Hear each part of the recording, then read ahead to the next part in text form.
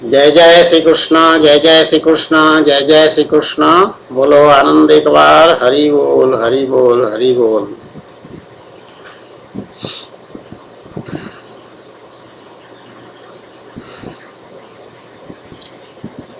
आज दिन शुक्रवार है, तिथि कार्तिक कृष्ण तृतीया।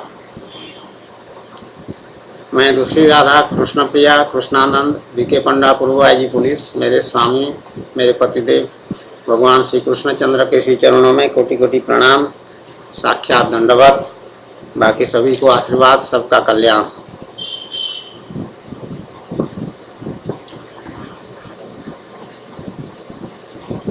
अभी हम एक चर्चा कर रहे थे, वीडियो रिकॉर्डिंग हुआ है उसका, जिसमें हम ये बता रहे हैं कि ये सारे सृष्टि जो है भगवान का बनाया हुआ है, मनुष्य का बनाया हुआ नहीं है।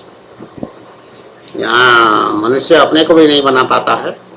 स्त्री पुरुष के संयोग से बच्चे पैदा होते हैं, ये सबको मालूम हो चुका है, ये रहस्यपूर्ण नहीं है। लेकिन उससे निर्माण करने वाले नहीं बन जाते।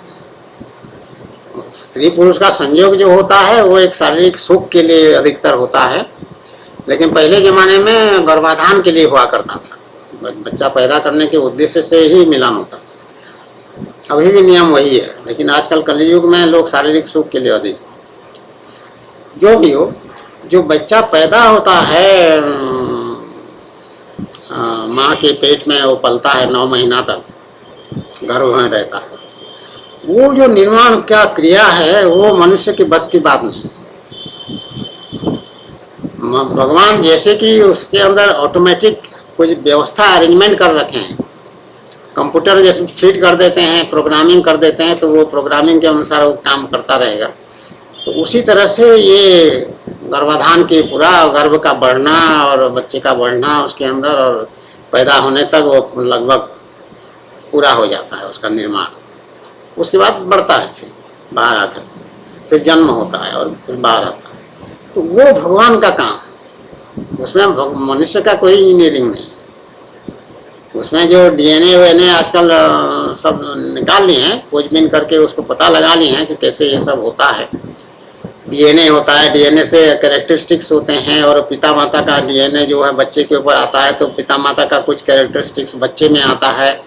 लेकिन उससे निर्माण करता नहीं बन जाता है मनुष्य, भगवान निर्माण करता है। तो उसी तरह पशु पक्षी कीट पतंग जो है, ये सब का निर्माण भगवान किए हुए हैं और संसार का रचना की। संसार ऐसा है दिखाई पड़ता है। तो इसी रचना की प्रक्रिया में जो है जितने मनुष्य बने हैं उनकी अगर चर्चा करें तो हर एक मनुष्य दूसरे मनुष्य से भिन्न है। कैसे? उसका प्रमाण ये किए हैं वैज्ञानिक लोग कि उसका ये अंगूठा की निशानी, इसमें निशानी है ना, अंगूठा की निशानी, इसमें डिजाइन बने हुए ऐसे गोल गोल गोल गोल या लूप की तरह, एक के ऊपर एक, एक के ऊपर एक, एक के ऊपर ऐसा उसका कोर होता है, सेंटर होता है। तो ये सबका अलग अलग फिंगरप्रिंट 2 आदमियों का नहीं मिलता, सबकी यूनिक आइडेंटिटी, विशेष परिचय सबका है, अलग से दिए। तो उसी तरह से बुद्धि वृत्ति भी अलग अलग दिए हैं सब। कोई सीधा सरल स्वभाव का होता है, कोई धार्मिक प्रवृत्ति का होता है, कोई दुष्ट स्वभाव का होता है, कोई लड़ाकू होता है, कोई डरपोक होता है, कोई जल्दी घबरा जाता है, कोई बहुत हिम्मती होता है, कोई बहुत बलवान होता है, कोई बहुत कमजोर होता है, कोई खूंखार होता है, कोई बहुत प्यार करने वाला होता है, प्यारा होता है। तो इस तरह से अलग अलग बुद्धि वृत्ति। कोई चालाकी वाला काम करता है, बहुत चालाक होता है, कोई धूर्त होता है, कोई लोगों को धोखा देने में मजा आता है किसी को, कोई शराबी होता है, तो कोई भगवान का भजन कीर्तन करने वाला होता है। तो सब अलग अलग हैं, अपने अपने उद्देश्य सबको मालूम रहता है, जिसको जो जिस तरह से बना है। और ये अलग अलग जो हुए हैं, इसका मुख्य कारण ये है, सनातन धर्म कहता है कि जो संसार है, सृष्टि है, ये सब त्रिगुणमयी है। तो उसी तरह मनुष्य भी त्रिगुणमयी है। सब त्रिगुणमयी मतलब क्या? सत्वगुण, रजोगुण और तमोगुण, ये 3 गुण है।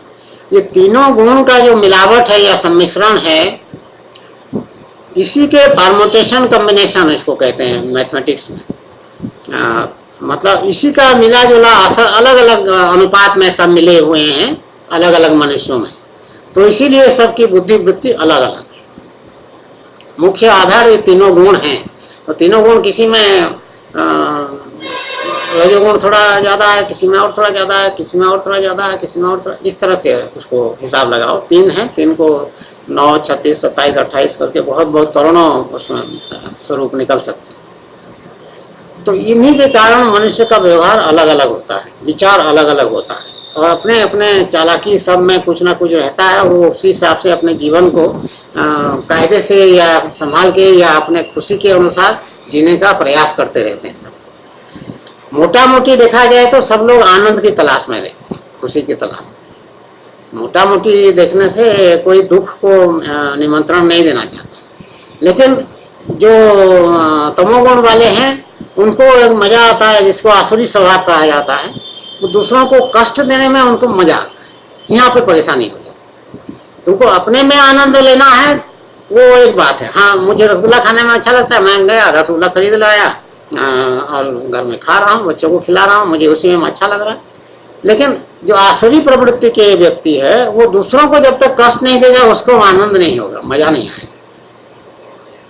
तो यहाँ पे कॉन्फ्लिक्ट और टेंशन और नाना प्रकार की बातें हो जाती हैं, झगड़ा झंझट सब यह शुरू हो जाता है। एक कष्ट देने से ही उसको खुशी, कष्ट जब तक दूसरे को नहीं देगा उसका खाना हजम नहीं होगा। कहा आज तो दिन मेरा बेकार चला गया, किसी को कुछ मैं कर ही नहीं पाया, ऐसा सोचे। तो ये अलग अलग मूर्तियां हैं, ये सब भगवान के बनाए हुए बच्चे, ये आपस में भिड़ते रहते हैं, झगड़ते रहते हैं, प्यार करते रहते हैं, सब कुछ करते रहते हैं। तो इसी में मनुष्य फिर धीरे धीरे जब शिक्षित हुआ है, उसका ज्ञान पढ़ा है, क्लास में जो पढ़ाई होता है उसमें गया है।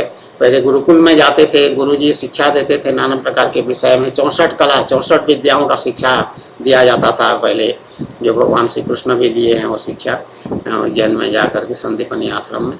उसी तरह से बाकी बच्चे भी जाते थे गुरुकुल में। आजकल जो है आधुनिक शिक्षा प्रणाली, जो मुख्य रूप से अंग्रेज लोग जब यहाँ पर थे उन्होंने इसको प्रारंभ किया, तो वो सिस्टम, वो प्रणाली अभी भी चल रहा है लगभग, और उसमें अपना कुछ परिवर्तन, बहुत परिवर्तन हुआ है। अब प्राइमरी से लेकर के BA, BSc, MSc, PhD, doctorate, post doctorate और क्या क्या स्पेशलाइजेशन, और बहुत बड़ा बड़ा ऊंचे ऊंचे दर्जे का शिक्षा, और IIM, IIT, इंजीनियरिंग टेक्नोलॉजी और क्या क्या इंफॉर्मेशन टेक्नोलॉजी आजकल नया आ गया है, कंप्यूटर ये सब बहुत बड़ा विस्तार हो गया है। मैनेजमेंट स्किल्स और सब टेक्निकल, बिजली का मिस्त्री, पॉलिटेक्निक वगैरह जो चला है, कारपेंट्री, बिजली का, इलेक्ट्रिसिटी का काम, इलेक्ट्रॉनिक्स का काम, इस तरह का बहुत विस्तार हुआ। तो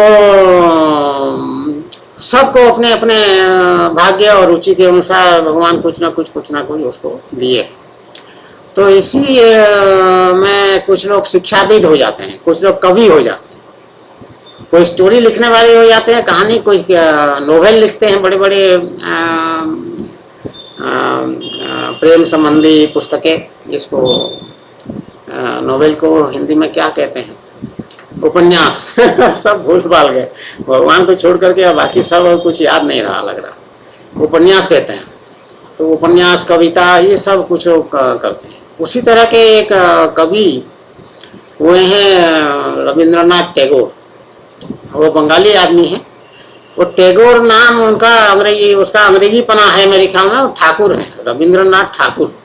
ठाकुर ब्राह्मण परिवार में होते हैं जहाँ तक मुझे स्मरण है, और बंगाली ब्राह्मण है, और ठाकुर का सरनेम होता है।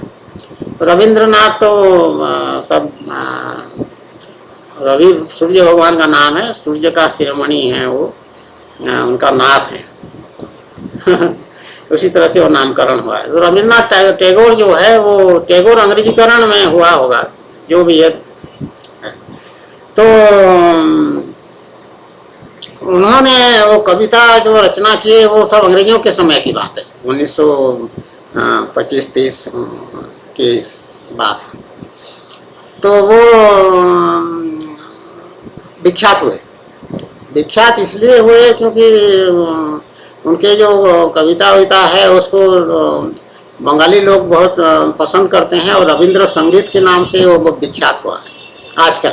उस समय हुआ था कि नहीं मुझे नहीं मालूम, लेकिन आजकल वो विख्यात रविंद्र संगीत।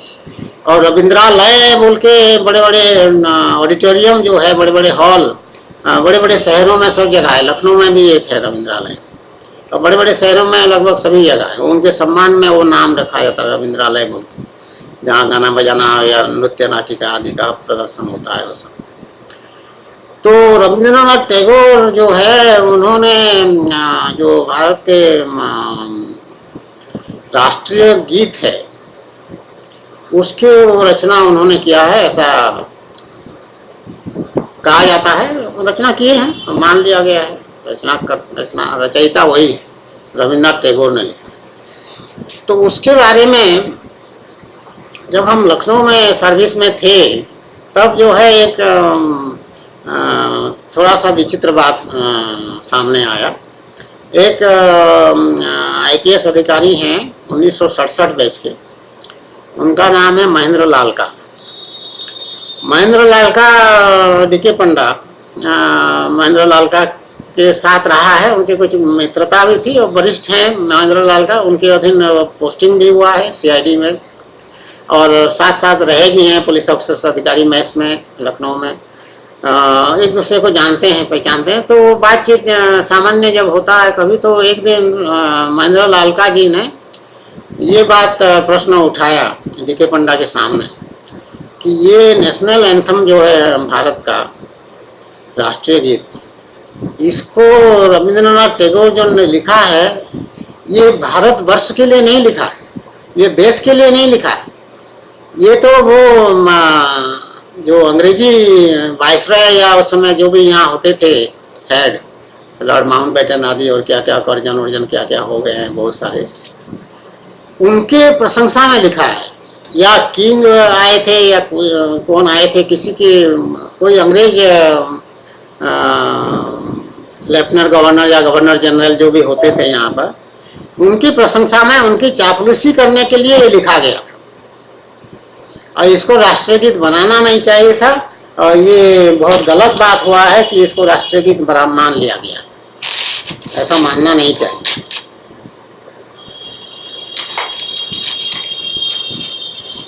तो DK पंडा फिर उन्होंने बताया, उसका कारण दिया कि इसमें जो शब्द हैं उसका देखो ये सब करो। तो उसको जब देखा गया तो सचमुच उसमें भारत माता के उसको संबोधित नहीं है। अब भारत माता के बारे में कुछ बताया भी नहीं गया उसमें। वो तो किसी अधिनायक के लिए को संबोधित है। अधिनायक उसको कहते हैं जो किसी चीज का हेड है, मुखिया है, सर्वेसर्वा है, मालिक है, उसको अधिनायक कहते हैं। जैसे कमांडर होता है, कमांडर है जो एक प्रकार का बटालियन का अधिनायक होता है। फौज में आर्मी का बटालियन है, या पुलिस में आर्म पुलिस बटालियन होते हैं, PAC है जैसे उत्तर प्रदेश में PAC का बटालियन है, तो उसका एक कमांडेंट होता है, तो उसको अधिनायक कहा जा सकता है। अधिनायक का शब्द का ये हिंदी डिक्शनरी है हमारे पास, राजपाल हिंदी शब्दकोश, ये राजपाल हिंदी शब्दकोश।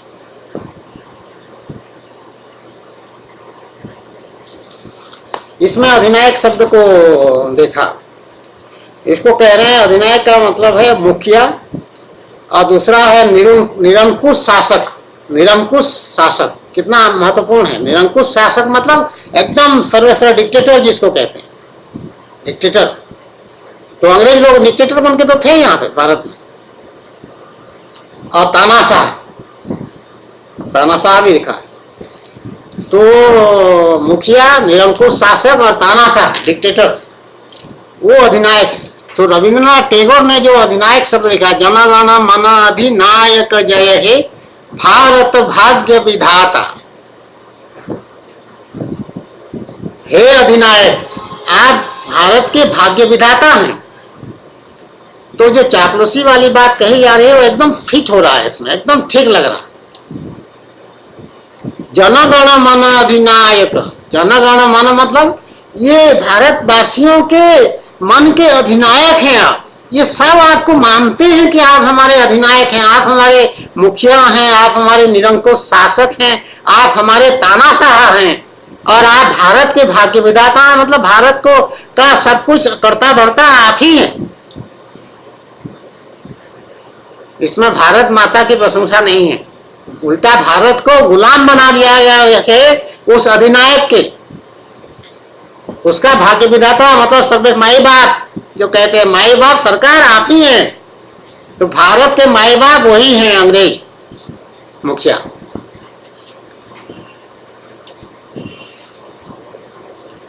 यही है ना नेशनल एंथम, जनगण मन अधिनायक जय हे भारत भाग्य विधाता।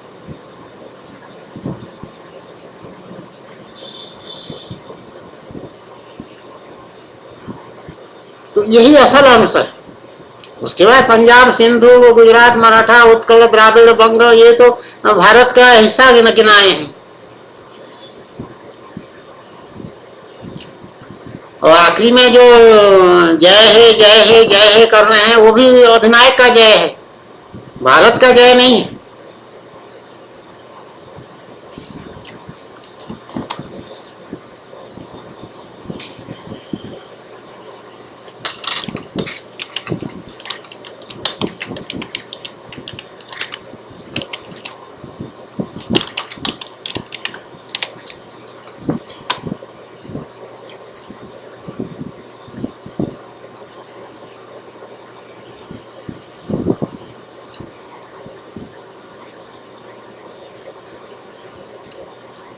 ये कह रहे हैं कि 1911 में रविंद्रनाथ टैगोर ने ये इसकी रचना की और इसका म्यूजिक भी उन्होंने दिया है, और 24 जनवरी 1950 को इसको नेशनल एंथम के रूप में मान्यता दिया गया।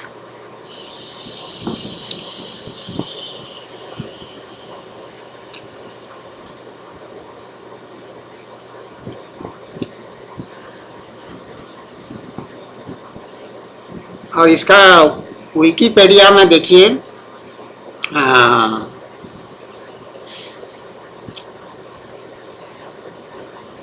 जनगण मन अधिनायक जय हे भारत भाग्य विधाता, पंजाब सिंधु गुजरात मराठा द्राविड़ उत्कल बंग, तब शुभ नामे जागे तब शुभ आशीष मागे। ये लाइन बहुत इंपॉर्टेंट है, देखिए महत्वपूर्ण है।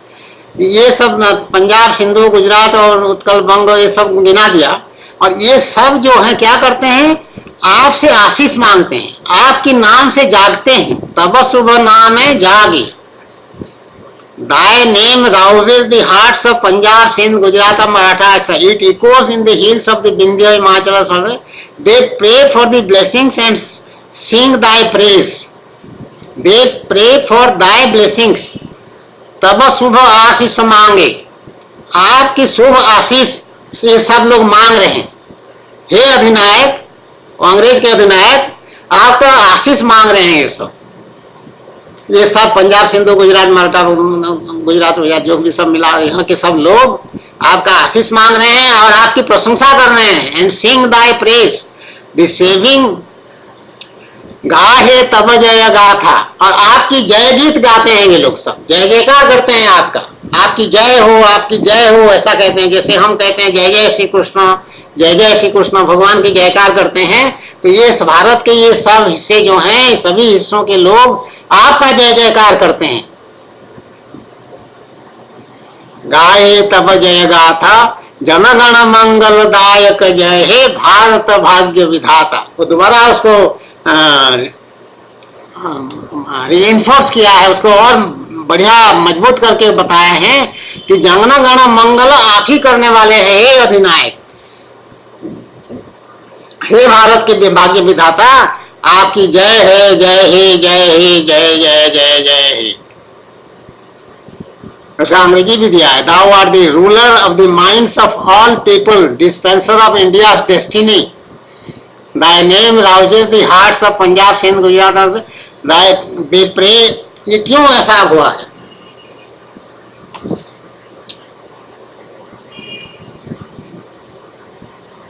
ये इसलिए ऐसा हुआ है क्योंकि वो अंग्रेजों के जमाने की बात थी। अंग्रेज हमारे देश में किसी का भला चाहें,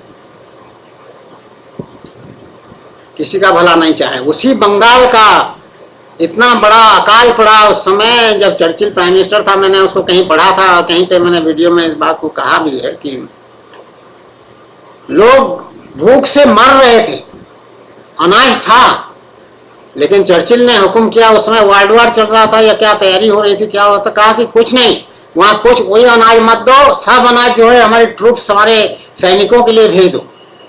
और यहाँ अकाल पड़ गया, लोग भूखे मर गए, कीड़े मकोड़े की तरह मर गए, लाखों लोग मर गए। एक जालियांवाला वाला बाग हुआ था पंजाब, अमृतसर में या कहीं पे, जिसमें कि सबको गोलियों से भून दिया गया। एक सब तरफ से बड़ा ऊंचा दीवार था, बंद करके उसके अंदर लोगों को मार डाला गया, मासाकार जिसको कहते हैं अंग्रेजी में, सामूहिक हत्या। तो अंग्रेजों के देन ये है, अंग्रेजों के विचारधारा यही है, उनका एटीट्यूड यही है, उनका प्रिंसिपल यही है, डिवाइड एंड रूल, और सबको दबा करके शासन करना है और तानाशाह के तरह व्यवहार करना, हुकूमत करना। वो किसी का कल्याण की कभी कामना करेंगे कि रविंद्रनाथ टैगोर को नोबेल प्राइज दे दी लिटरेचर में 1913 में। ये एक आर्टिकल है,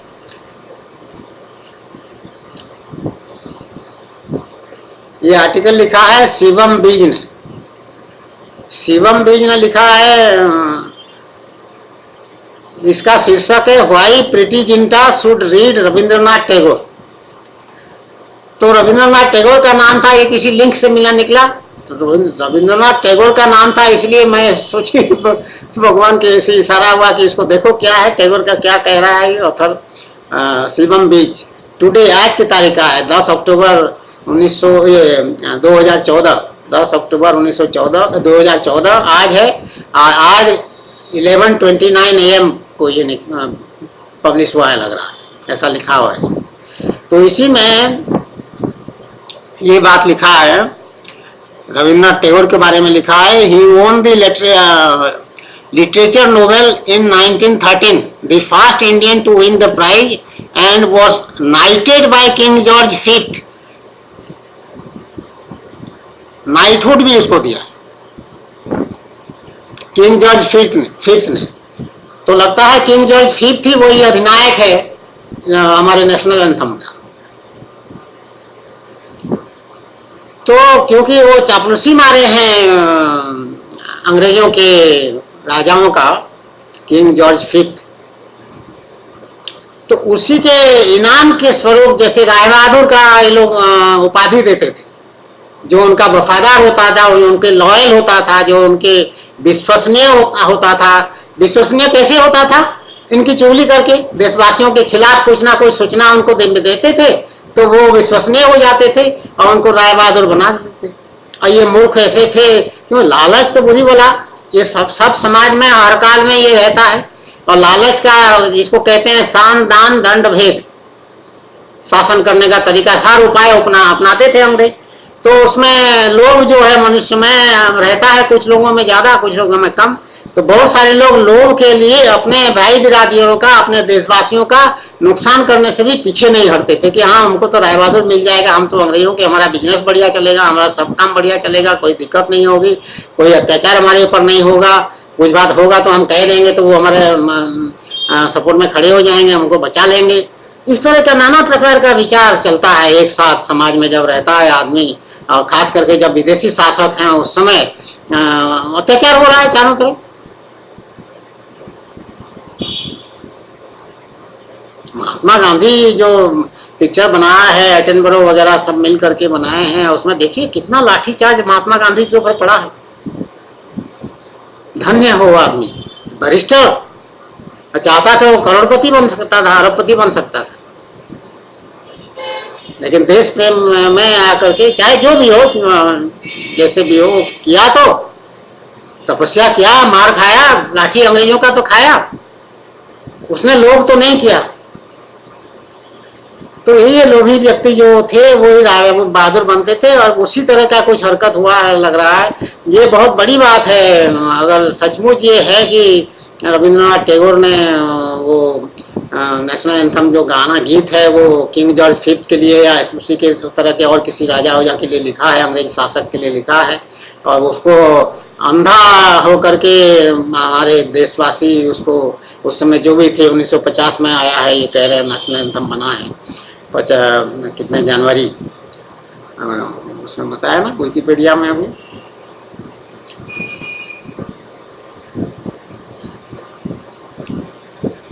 चौबीस जनवरी 1950 में नेशनल एंथम में अडॉप्ट हुआ है। तो ये बहुत गंभीर मामला है, और ये कह रहा है, जो आर्टिकल है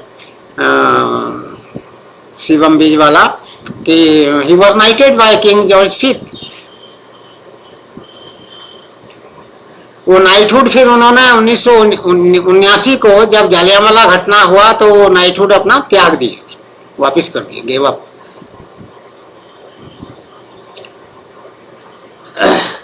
लेकिन इसका शब्दावली जो है नेशनल एंथम का वो एकदम क्लियर, उससे आभास होता है कि ये भारतवर्ष की महिमा का इसमें वर्णन नहीं है, और किसी एक व्यक्ति के लिए गाया गया है। वो व्यक्ति बहुत पावरफुल व्यक्ति है, बहुत सशक्त व्यक्ति है, बहुत निरंकुश शासक, इसमें जैसे लिखा है डिक्शनरी में, और तानाशाह कोई है, उसके प्रशंसा में वो गीत लिखा गया है, इसमें कोई संदेह नहीं। गीत तो लिखा गया 1911 को। 1911 को हमारा स्वतंत्रता संग्राम आंदोलन प्रारंभ भी नहीं हुआ था मेरे ख्याल में। हमको तो जितनी जानकारी है हम कहें उतने, यह प्रारंभ हो चुका है, क्या इतिहास सब भूल भाग है। भगवान के प्रेम में जब साधना शुरू हुआ तो बाकी सब चीज सब छोड़ दिया। बहुत पहले 1950 में जाकर के वो नेशनल एंथम बना है। तो it was an ordinary song earlier.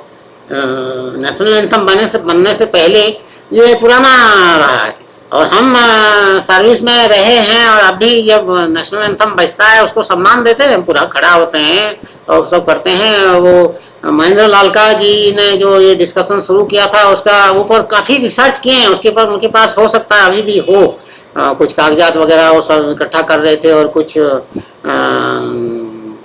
इसको आगे बढ़ाने की बात भी कर रहे थे, और शायद नहीं हो पाया, ऐसा कोई जानकारी तो नहीं हुई। लेकिन ये इस तरह के संभावना तो पूरी तरह से है कि गलतफहमी के कारण एक अंधा अनुकरण में एक चीज को मान लिया गया है, जो उससे बुरा कुछ नहीं। उसके विपरीत जो बंकिम चंद्र चटर्जी ने शायद लिखा है, सुजलाम सुखलाम मलयज शीत,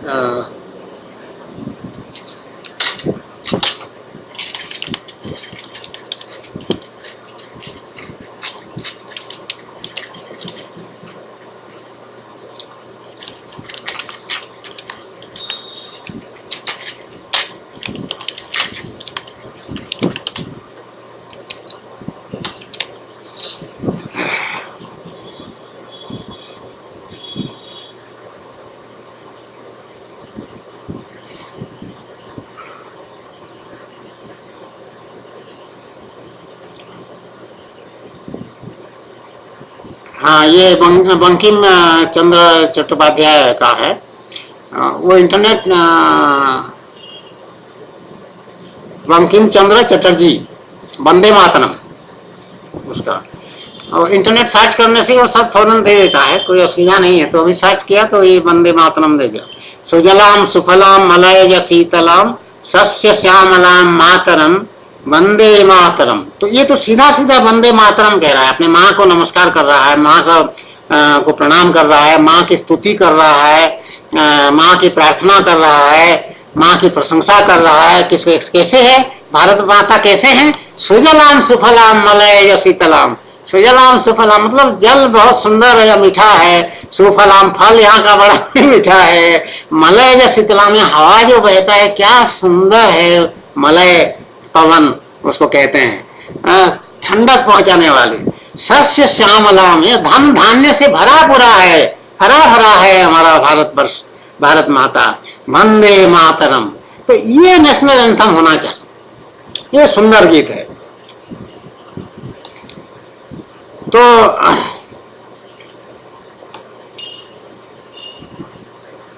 बंकिम चंद्र चटर्जी वो भी बंगाली है, बंगाली लोगों का कुछ अपना म्यूजिक में और गीत संगीत में बहुत दक्षता है, इसमें कोई संदेह नहीं है।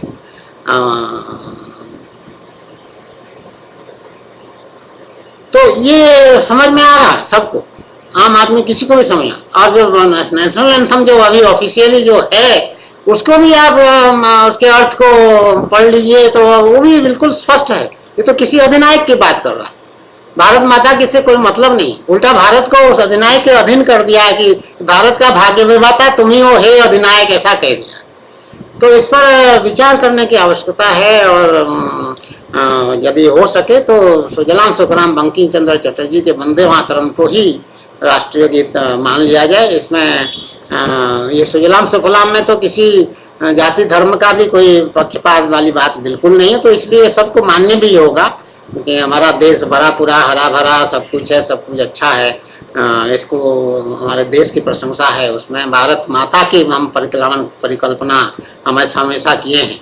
माँ की तरह भारत से हम प्यार करते हैं, अपने देश से प्यार करते हैं, ये देशवासियों के लिए ये भगवान का एक प्रकार का उपदेश है, आदेश है कि इस बात को जो भी पढ़े लिखे लोग हैं और जो भी शासन में हैं, मंत्री बने हैं, प्रधानमंत्री बने हैं, राष्ट्रपति बने हैं, उनको इस बारे में सोचना चाहिए और इस बात से घबराना नहीं चाहिए कि नहीं इतने दिनों से चला आ रहा है, आज क्यों बदलेंगे।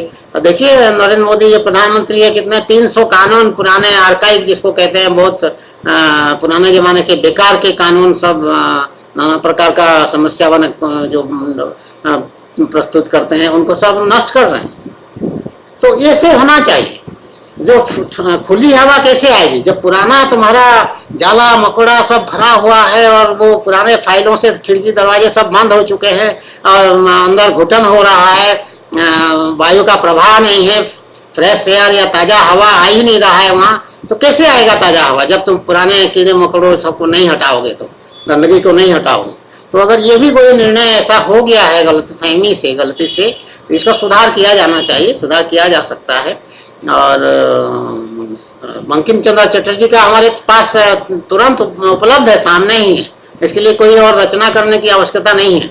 कोई अगर और बढ़िया रचना कोई कर सकते हैं तो करें, कोई उसमें कोई हमेशा वांछित है, वो चीज़ अच्छी बात है, लेकिन जो है उसको वंदे मातरम वाला जो है इसको अपना लिया जाए नेशनल एंथम के रूप में, तो बहुत ही उचित होगा और अच्छा होगा।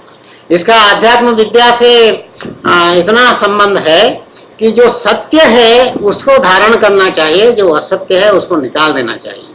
अगर वो नेशनल एंथम में किंग जॉर्ज फिफ्थ या ऐसे किसी का प्रशंसा किया गया है और उसी को संबोधित किया गया है, उन्हीं को समर्पित किया गया है वो गाना गीत, तो उसको त्याग देना ही सत्य है। और जो वंदे मातरम जो वास्तव में सत्य तत्व को भारत माता का वर्णन है उसको ग्रहण करना ये सत्य है, यही भगवान का को पसंद है। जय जय श्री कृष्ण, जय जय श्री कृष्ण, जय जय श्री कृष्ण, बोलो आनंद एक बार, हरि बोल हरि बोल। एक बात और भी कहना उचित होगा कि हर एक देश का अपना नेशनल एंथम है और सबको अपने अपने नेशनल एंथम और नेशनल फ्लैग, झंडा के लिए राष्ट्रीय ध्वज और राष्ट्रीय गान, इसके लिए सबका प्रेम होता है, होना चाहिए। और लेकिन कुछ लोग उसमें व्यतिक्रम करते हैं, उतना आदर सम्मान नहीं देते हैं, तो उनके विरुद्ध कार्रवाई करने वाली बात जो है, प्रीति जिंटा ने कुछ किया था, किसी को कहीं से भगा दिया, उसी पर वो आर्टिकल शिवम बीज ने लिखा है। तो वो हमारे लिए जो आध्यात्मिक जगत में है उनके लिए ये ज़्यादा महत्व नहीं रखता है। क्यों? क्योंकि हम जो इस स्थिति में आ गए हैं, जब हम भगवान बन जाते हैं, कृष्ण स्वरूप हो जाते हैं, भगवत स्वरूप हो जाते हैं, तो हमारे लिए सारे मनुष्य समुदाय जितने भी हैं पृथ्वी मंडल पर, वो सब एक बराबर होते हैं। ये अलग अलग देश का जो बाउंड्री बना हुआ है वो हमारे ऊपर लागू नहीं होता है। हम वो बाउंड्री को नहीं देखते हैं, हम सारे मनुष्यों को एक रूप में देखते हैं। मनुष्य के साथ साथ पशु पक्षी कीट पतंग आदि को भी एक रूप में देखते हैं, क्योंकि अभी मनुष्यों की बात कर रहे हैं तो इसलिए हम मनुष्य तक सीमित रहते हैं। तो सारे मनुष्य हमारे हैं, चीन भी हमारे हैं, जापान भी हमारे हैं, और अमेरिका भी हमारे हैं, और इंग्लैंड भी हमारे हैं, और यूरोप भी हमारा है, सब कुछ हमारा, सब हमारे हैं, कोई पराया नहीं। तो इसलिए सबका नेशनल एंथम, सबका अपने अपने देशवासी जो संसारी व्यक्ति हैं उनके लिए तो बहुत महत्वपूर्ण है। हमारे लिए सारे नेशनल एंथम हमको प्रिय है। या ये कहिए कि हमारा नेशनल एंथम या हमारा एंथम ये है कि हमारा कृष्ण भगवान का जो स्तुति है वो हमको सबसे प्रिय है।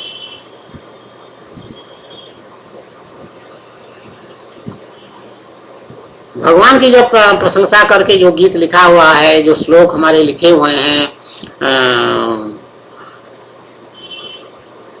श्री कृष्ण गोविंद हरे मुरारे, हे नाथ नारायण वासुदेवा, वसुदेव सुतं देवं कंस चाणूरमर्दनम, देवकी परमानंदम कृष्णं वंदे जगद्गुरुम। ये एंथम है हमारा। भगवान श्री कृष्ण या भगवान साक्षात भगवान की जो प्रार्थना है वो हमको प्रिय है,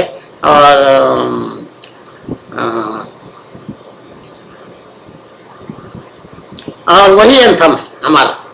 और बाकी देशों के जो एंथम है वो सब भी अपनी जगह पे ठीक है, संसारी मनुष्यों को बांध के रखने के लिए, एकता में रखने के लिए, सद्भाव पैदा करने के लिए, और देश प्रेम या आपस में प्रेम बढ़ाने के लिए वो आवश्यक है। ठीक है, संसार में विचरण करने के लिए, संसार में व्यवहार करने के लिए। शांताकारं भुजगशयनं पद्मनाभं सुरेशं, विश्वाधारं गगनसदृशं मेघवर्णं शुभांगं, लक्ष्मीकान्तं कमलनयनं योगिभिर्ध्यानगम्यं, वंदे विष्णुं भवभयहरं सर्वलोकैकनाथं। तो भाग्य विधाता जो सर्वलोकैकनाथम, सभी लोगों के नाथ मतलब मालिक ये आप ही हैं, भगवान है। कैसे है भगवान? शांताकारम भुजग शयनम, भुजग मतलब सांप, सांप के ऊपर भगवान लेटे हुए हैं, शेषनाग की सैया कहते हैं उसको, बिस्तर। शांताकारम एकदम शांत चित्त हैं, वो शांति टपक रहा है जैसे भगवान की मुखमंडल से, पूरे अंग अंग से।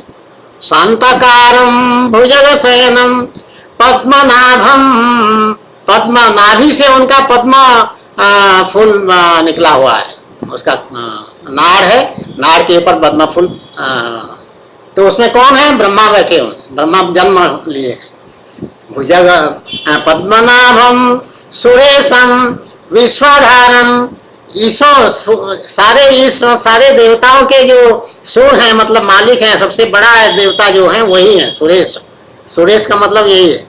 सुरेशम विश्वाधारम, विश्व को धारण किए हुए।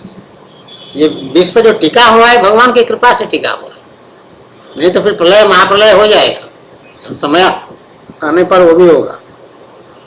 तो ऐसे भगवान की स्तुति करना ही हमारा एकमात्र धर्म कर्तव्य रहता है। कर्मापि एकम तस्य देवस्य पूजा, पूजा है या उपासना, ऐसा कर्मापि एकम तस्य देवस्य पूजा, पूजा है ऐसा कुछ। तो हमारी स्थिति ऐसी है, इसमें न किसी देश विशेष का कोई महत्व रह जाता है, सब सीमाएं कट जाती हैं, और असीम अनंत अनादि अनंत भगवान जो हैं वही सर्वसर्वा हो जाते हैं, वही सरकार हैं, वही मालिक हैं, वही हमारे देवता हैं, वही इष्ट हैं, और वही सब कुछ वही है।